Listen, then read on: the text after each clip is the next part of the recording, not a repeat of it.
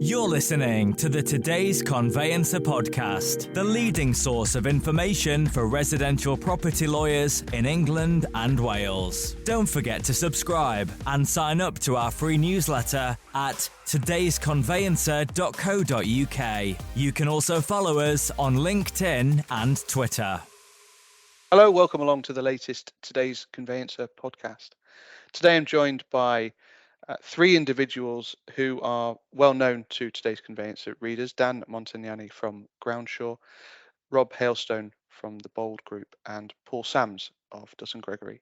Thank you very much indeed for joining, chaps. I'm going to throw to you in a second for a brief introduction, but the topic of conversation today is climate change. It is a divisive topic of conversation for conveyancers at the moment, and the purpose of the recording today is perhaps to chat through what actually the Law Society guidance says and come up with some practical steps for tackling this thorny issue. So if I can throw to you for some very, very brief introductions initially, please. Dan, just very briefly tell us a little bit about yourself and what you do. Thanks, David. So Dan Montagnani, I'm CEO of Groundsure. We are an environmental search business, amongst other things, providing services to the legal conveyancing market around a range of environmental and related geospatial risks. And of course, climate change is kind of in our sphere, if you like. I've been here some time and obviously presided over the era of climate change coming into our products. And obviously, we've got some different opinions, and I guess we're going to be discussing some of that today. Thanks, Dan. Rob. Rob Hailstone, founder of the Bold Legal Group, association of 700 law firms approximately, all of whom carry out significant numbers of conveyancing transactions annually. 30 years a conveyancer, 4 years a HIP provider, and in the last 15 or so years running the Bold Legal Group. And next year I celebrate 50 years in the business. Paul. I'm Paul Sams, Head of Property here at Dutton Gregory Solicitors. We're a law firm with offices across the South Coast, so Poole, Bournemouth, Southampton, Winchester, now Woking and Liverpool. And from a climate change point of view, we have offices on coastal locations, so we see this coming up more and more. And now we have an office in Liverpool as well, which is yet another coastal location. Well, thanks very much indeed for joining. Let's dive right into the guidance. What does it actually say? What is the role of the conveyancer? What is the role of a legal practitioner in advising on climate change? Dan, I'm going to come to you on that one first. So I think, in short, the guidance that's come about now most recently is pretty wide-ranging. It's quite long, but at its core, I think what it's saying is, as a legal profession, solicitors and law firms need to be mindful of their advice and their services to customers with regard to climate change. And it's a thing, it's out there, and it might have a wide range of different implications for a solicitor. But law firms need to be aware of that, and they can choose to carve it out if they want to. And obviously, it goes into a little bit of detail around how you might do that. But I think what it does is it sets out the quite broad ramifications that might exist in different areas of law. And of course, climate change really is a societal problem.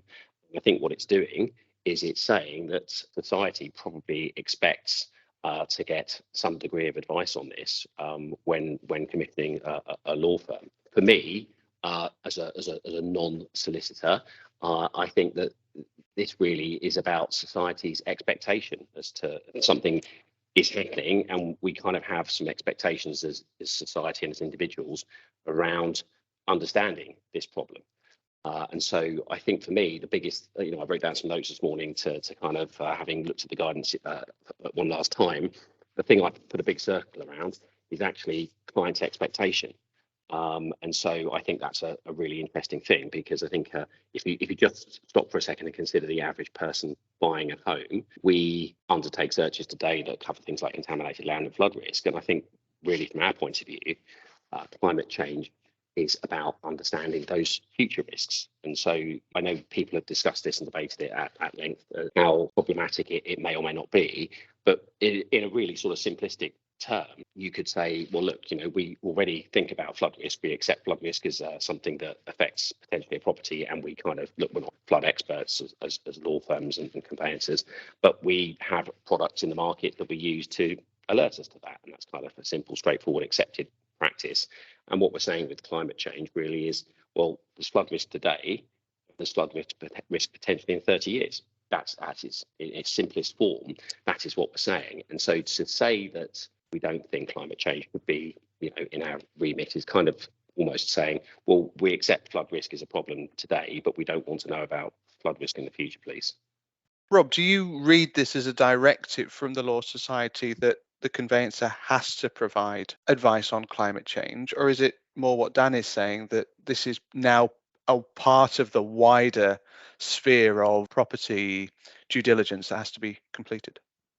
No, I don't think it's a directive at all. If a practice note comes out in the future, that might be or would be. It's really just, I think, general guidance on each individual firm, what they should be doing as a firm with their own offices. I think the problem is, of course, where does it stop with all the advice and information that the conveyancers give to their clients? I also circled a couple of points in the guidance. The solicitor is under a duty to disclose material information within their knowledge. Well, if we didn't have it in our knowledge, we wouldn't have to advise on it, which might be nicer, really, because the more we advise on, the more risk there is, and the more risk to our PI increasing. The other quote I've got here is, a solicitor who does not have the relevant knowledge of the impact of climate change on the legal area they're advising on should not advise. So it's up to individual conveyancers and firms what they do at the moment, to be honest. Paul, I'm going to throw you a curveball. What do you know about contaminated land and flooding? Well, this is the point. I should point out my 2 PhDs in the topic, which I bought online from ChatGPT the other day.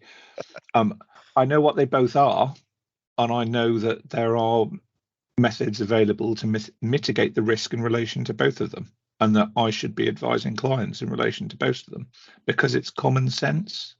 So guidance that's come out, as Rob's rightly pointed out, it's not a practice note, but I suspect a practice note will follow. It's just common sense. And common sense is something that we all lack these days. Do you remember in the good old days when there was a hole in the road and you go, there's a hole in the road, I better avoid the hole. Now it needs to have flashing lights around it to tell us there's a hole in the road, and a couple of PCSOs to mind it, and someone from the council to come and check the hole's feelings. It's just common sense. Aren't we mollycoddling everybody by providing all of those safeguards for them? I don't think it's mollycoddling. I think it's just what society is expecting. I hope we're not falling down to the states sort of side model where you have to point everything out that's obvious. But I think just giving people a few indications about things.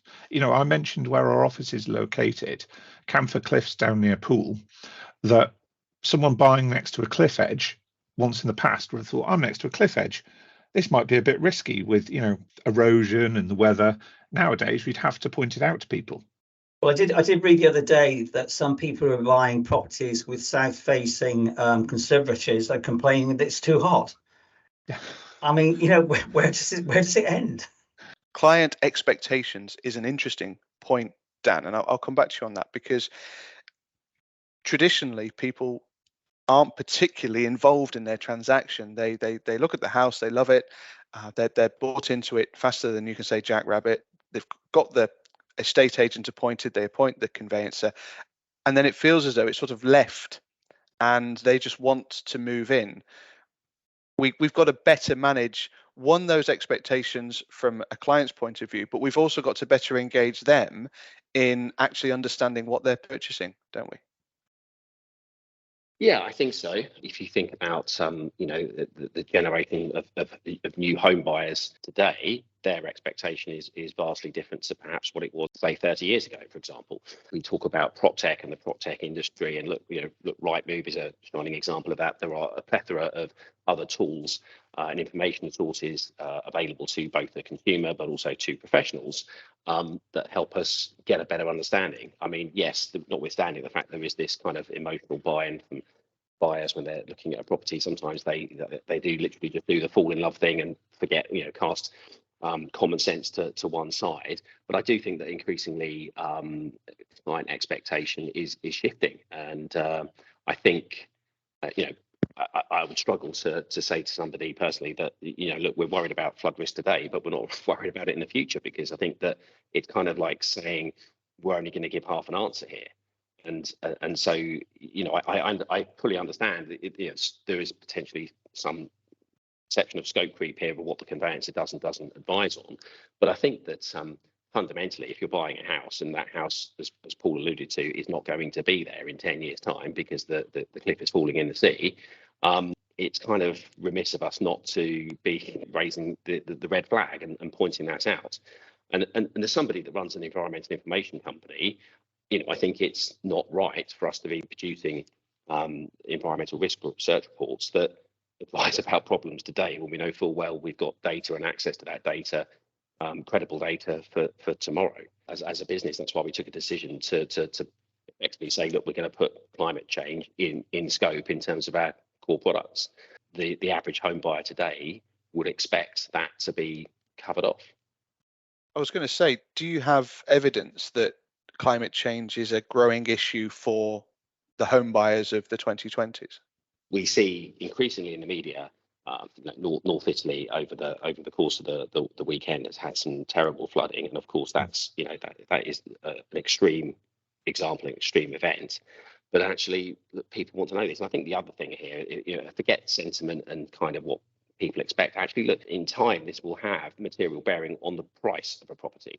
If it is known that a property is going to flood, then it's understandably going to affect the availability of a mortgage, the availability of insurance, ultimately the price of that property. And we've got an interesting thing, I think, in the moment in the UK, where look, most of these events don't necessarily result in catastrophic loss of the property or catastrophic failure of the property. Most often in this country, in the UK, those events are kind of inconvenient and problematic. The carpet gets wet, there's an insurance claim. Of course, elsewhere in the world, climate change has very different consequences that are more catastrophic. And so, I think that this is about being forewarned and forearmed, being armed with the best knowledge that you can be armed with. Who wouldn't want to do that? Nobody wants to buy a property blindfolded and not understanding these things, I think. Apart from maybe Russia and China, climate change is the biggest threat to our planet at the moment. And I think the youngsters take far more seriously than we do or did in the past. Certainly, they look at EPCs more now than they ever did. Mm. And my market research over the weekend about this, i.e. my 4 adult children, they would want to be told about how climate change might affect their property in the future. So I think morally, if nothing else, we need to do it. Is it us? Is it conveyancers who should be doing it? Or is it the surveyor, the valuer, or other professional who should be doing it? My answer to that, Rob, would be that actually we should all be doing it. Lender, surveyor, conveyancer. This information exists. It's out there. And it's, companies like Groundsure put it into a product and make it accessible. And look, we're trying to actually give a steer on this. We're trying to, put it in give a rating around what we believe is the actual material risk. But, mindful that we don't want to frustrate property transactions. Our job is to help property transactions go forward, but actually armed with knowledge so that we will make transparent, good decisions. Paul, you're at the coalface. What do you see that has changed in consumer sentiment, or has it? It definitely has changed, because when I started out 20 plus years ago, the internet was still in its infancy to some extent, whereas now everyone's an expert on everything because you stick it into a search engine or use ChatGPT and it comes up with an answer for you. We were talking about flood, which is the obvious one. Properties with a water view have always had a premium on them. You've tended to pay 20% more for something that's got a water view.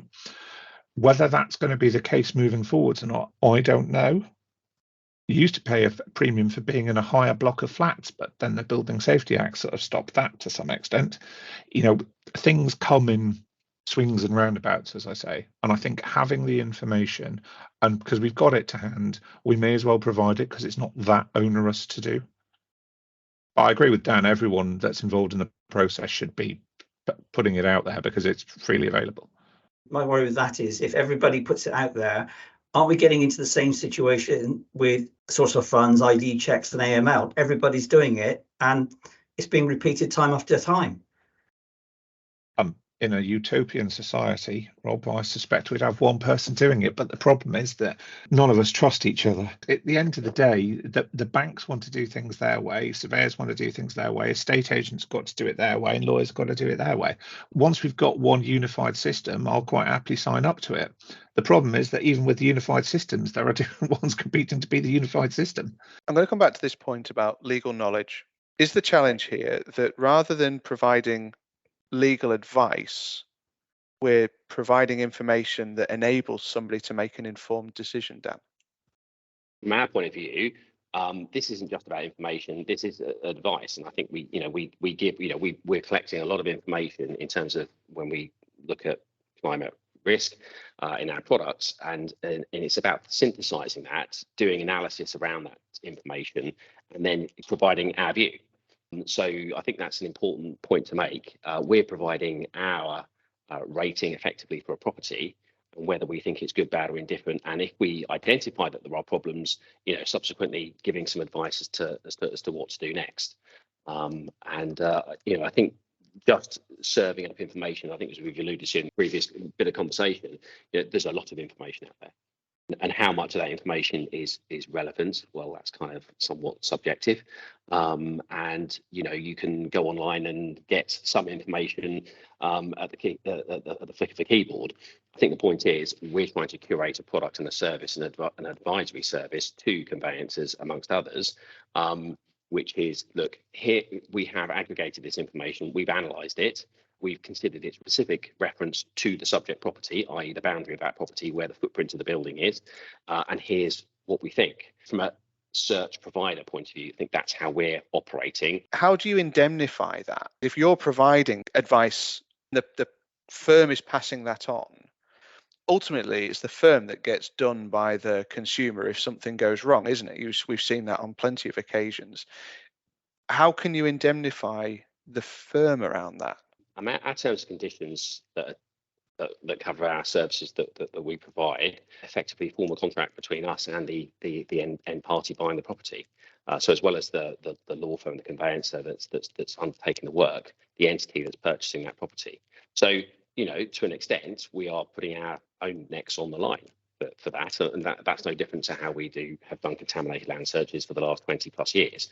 We are obviously cautious in terms of how we call things out and how we identify risk. We don't ever say there's never a risk. This is absolutely 100% bulletproof. Equally, when we identify that there is a risk, there's a chance and a probability and a likelihood of that happening, to some greater or lesser extent, a magnitude of that event happening. And so we, at a simple level, provide advice on that basis. And that advice is from Groundsure effectively to the law firm and or the entity acquiring the property.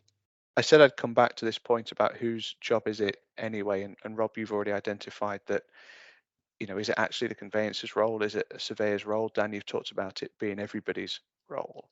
How do we prioritise this in the right way so that the end consumer, who we need to keep at the centre of this conversation, gets the right advice at the right time to help them make an informed decision?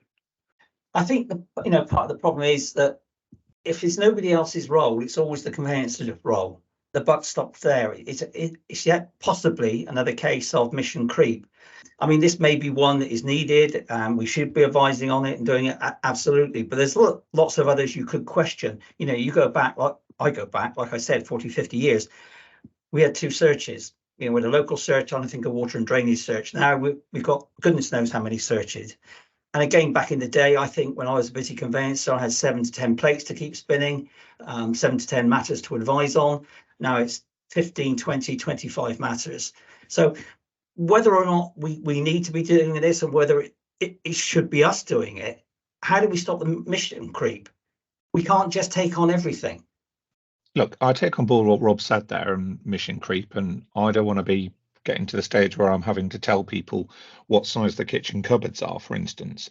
But in the grand scheme of it, if you're using a product like Dan's company can provide, then it's not that onerous to do. We can work it into our case flows and our case management and use technology like we can with everything else to make our lives easier. When I first started out, you never really used to check ID too much on people's sale properties, but that was because a lot of it was unregistered, so they bring the deeds in. Nowadays, we go to the nth degree to protect ourselves because of the legislation that's in place. And if a practice note comes out that says, thou shalt do this, we can moan about it all we want, but we're going to have to do it. So we best be prepared just to deal with it now. And I think, as we said, ultimately it's to benefit the consumer. I think also part of the pushback has been perhaps the unfortunate time that the climate searches have come out. So we've been on the back of the pandemic. We've been very, very busy for 2.5 years. We could see some light at the end of the tunnel, maybe a bit of time to take stock and relax. And then climate change searches, Building Safety Act, etc. We've been hit again. We haven't had time to take breath. So the timing is a little bit unfortunate, I think. There's always going to be something, isn't there? Whether that's the pandemic, whether that's the terrible situation in Eastern Europe, whether it's the fact that we've seen the floods in northern Italy, there's always something. We're going to have an election next year. That's going to stop the country for the best part of 6 months, like it always does. We're always going to have something. I sense from the course of the conversation that there's a consensus around this table that consumers need to know this information. How they get that information is perhaps up for debate. There's a real divergence of opinion on the relevance of climate change in the wider industry. Today's Conveyancer has run a survey recently, and we asked the question as to whether firms were going to report on climate change to their clients. 40% of firms said they're going to proactively report on climate change risk identified. 8% have said that they're going to report on climate change risk only when a risk is identified in a report. Concerningly, though, 1 in 3 firms, just under 30% of firms, have said that they have no intention to report on climate change issues to clients at all. Now, this is a sample of around about 100 conveyancers, so there's a risk here that there's a slightly higher percentage because of the nature of the issue. Paul, do you see that just not reporting on climate change has got any benefit to conveyancers, to their clients, and ultimately to your PII? This sort of reminds me of a story I was told years and years ago by a conveyancer local to me who told me he never raised additional inquiries. And I said, why do you never raise additional inquiries? He said, because if you raise them, you've got to check the answers when they come back. Now, that was quite a ballsy thing to do. I'm not saying you always have to raise additional inquiries, and if the paperwork's correct in the first place, you shouldn't have to. But sometimes you do, or your client wants you to do. I think it would be dangerous when the information's out there and we're getting messages from the Law Society suggesting that we should report, which will in turn filter on to our PII providers. That to not do it, I think, is dangerous for what should be a relatively straightforward process. Rob, this is caveat emptor, isn't it? If we don't ask the question, we don't need to provide the answer. Yeah, absolutely. Could I just ask Dan a question? Dan, I should know this. Is the search free at the moment? So the climate index product proposition that we've created is incorporated into our core environmental searches anyway. So it effectively, there's no extra charge for it. To the point to try and make this as simple and easy as possible, we've just added this feature in to our existing products. And I can say that we've sold over 300,000 instances of climate index. So is that search actually requested by the conveyancer, or does it become part of the suite of products you provide to that conveyancer already? I mean, look, we have some products that don't have climate index in, so there's a choice there. You can choose to buy an environmental search that doesn't have any recognised climate index product feature in it, but we've included it in our standard core products. So there is a choice there for conveyancers, for solicitors to make. We've taken the approach that actually, look, producing an environmental search that doesn't think about climate change is kind of half of the answer, isn't it? It just doesn't feel right. And so that's why we've taken the approach we have. There is choice. You can choose to buy a Groundsure product that doesn't have climate index in it, but our core products that we sell to the market, there's no extra charge for it. It's just there. Which is fair enough, and I get that. But it's a bit like Paul was saying just now, you're almost forcing some conveyancers to ask the additional inquiries they don't want to. And that's the tricky bit because they haven't got the knowledge or expertise to advise on it. Maybe CPD courses are going to be paramount then. Yeah, and we're running those. I'm very happy. Anybody that wants to get in touch with Groundsure, we're very happy to run CPD courses on this. We try to make it as simple and as painless as possible and as easy to understand. Climate index is effectively an A to F rating around what we consider to be the 5-year and 30-year risks presented to the property. We've taken some soundings from conveyancers as well as part of the survey on what their thoughts. And again, there's some proportionality here because people that feel very strongly about this issue in either way, either pro or against, will have responded. But here's one comment that I'd like to share with you. Is yet another thing that we're expected to know and cannot possibly advise safely on. This job is about selling and buying property. It's about title. It's about the legal implications of transferring property, and not about being battered by lenders and clients about things that they could go and find out themselves. I've asked this question of a few people recently. Is conveyancing fundamentally changing in such a way that we're asking people to do a very different job, Paul? It has changed, but life has changed. I'm sat speaking to you now via technology, whereas before, in the dim and distant past, we probably all had to be in the same room or on different ends of the country. The role of a conveyancer is gone from getting people from A to B in the property. It's a relationship-based experience that you form a relationship with your client over the period of time, and you help them get from A to B as safely as they can, as fully informed as they can. And it's very much a service industry. And I know people get very funny when the people hear the word industry, but it's an industry. Yes, I'm a solicitor, I've got licensed conveyancers, legal execs, those that aren't qualified, that have got the level of experience and should be respected doing it. But this is a job about caring about people with a bit of legal knowledge thrown in. We have more tools now available to help us deal with more information that's been thrown at us. Rob, you've obviously been a practicing conveyancer for a number of years as well before you set up Bold. Do you see that there's a big difference between when you were practicing and now? Yeah, and I think the length of time that Paul and I have been in this profession has got something to do with it. I've been in it 50 years. It's changed dramatically within 50 years. Maybe not so much within the last 30, but it's certainly changed a lot in the last 20 years. And, I think now conveyancers have to be masters of all trades. It's very difficult to advise on everything. And where is it going to stop? They've got something else coming down the line at them soon. Next on the ever-growing list could be reporting on land ownership via Part 11 of the Levelling Up Regeneration Bill.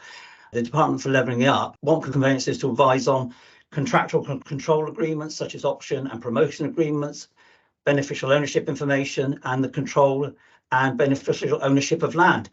That's coming down the line. Again, where is this going to stop? Climate change may be far more important to the consumer than that, but it's still coming at us. I'll try and answer that from my perspective as a sort of an individual, as a human being. I would ask a conveyancer solicitor to do my conveyancing with the expectation, I think, that they were the kind of entity doing the diligence on it for me. And for me, that would include understanding both flooding today and tomorrow. So from my point of view, I think that I would expect climate change to be considered. I think that societal expectation is shifting, and that's kind of going to become the norm if it's not the norm already. As Groundsure, we've tried to make this really simple and pain-free by adding climate index to our standard products. Other products are available that don't have it in, if that's a preference. But yeah, I think that we're doing our bit to try and make this very simple and easy to understand, recognizing that this is actually complicated science. There's a lot of data, there's a lot of information. Our role is to take that, simplify it, do the analysis, and give a very simple, easy to understand view back, hopefully helping everybody in the process. Well, I hope we've had a balanced discussion around this. As I say, there's a survey on today's conveyancer, the details of which are shared as part of this podcast. There's lots of people out there, and I should say that we invited a number of naysayers on to discuss climate change as well, but a few sort of declined.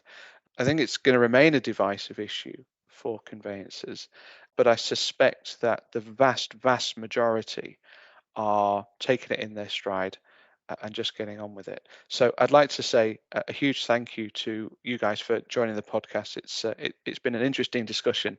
I expect it'll probably generate a little bit of interest as well. So thank you to you, Paul. Thank you.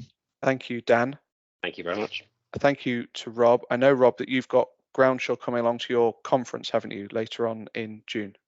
Yeah, on the 21st of June, Groundsure having a breakout session, and I'm sure that they will be talking about and taking questions on climate change. So if I ask the right questions today, please come along to our conference on the 21st of June and ask them then. The Today's Conveyancer podcast is available on your preferred podcast provider. It's also available on todaysconveyancer.co.uk. Thank you to Dan, to Rob, and to Paul. Thank you for listening, and we'll see you again soon. You're listening to the Today's Conveyancer podcast, the leading source of information for residential property lawyers in England and Wales. Don't forget to subscribe and sign up to our free newsletter at todaysconveyancer.co.uk. You can also follow us on LinkedIn and Twitter.